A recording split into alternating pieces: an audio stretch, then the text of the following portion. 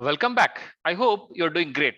As a part of this video, we'll understand what are super keys. In the previous videos, we understood what are keys. If you look at any of the table, we need a key which will identify a tuple uniquely. And also we understood there are different keys like super key, candidate key, primary key, unique key, alternate key, and so on. Let us look at them one by one.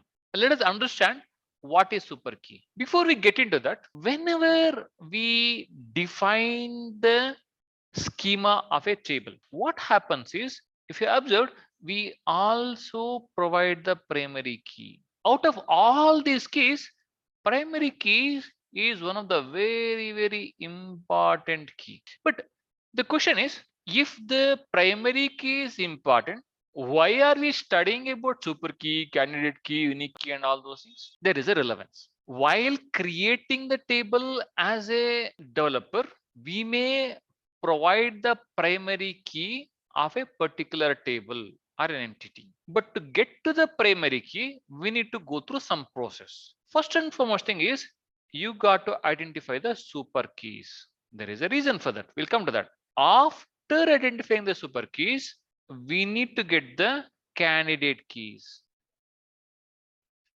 After identifying the candidate keys, we need to get the primary keys. PK is primary key. So this is the process to identify the primary key. Can we directly go ahead and identify the primary key? You can do that. But if you follow the process like identifying the super keys first, then candidate keys, then primary key, your process will be foolproof and you will be able to identify the correct primary key for your table. Let us see what is super key now. Super key is a set of one or more attributes in a table that can uniquely identify each record present in a table. So the definition looks like almost what is key, right? Yes, more or less we are talking about the keys here. The super key is set of one or more attributes. Pay attention here. We are saying one or more attributes. Okay. The moment we say key, it is identifying a tuple uniquely in a table. When we look at the example, we'll realize that super key may have additional attributes that are not needed for unique identification of the rows. As I said, we'll observe that as a part of an example. When we start identifying the keys, we'll start with the super keys. That is the reason super key is the most general type of the key. Let us look at this example. Here we have a table. Let us try to identify all the super keys as a part of this particular table. First key would be ID. ID is a key which will identify a tuple uniquely because no students will have same ID. That is the reason this is one of the super key. And a combination of a name and ID together can be a super key.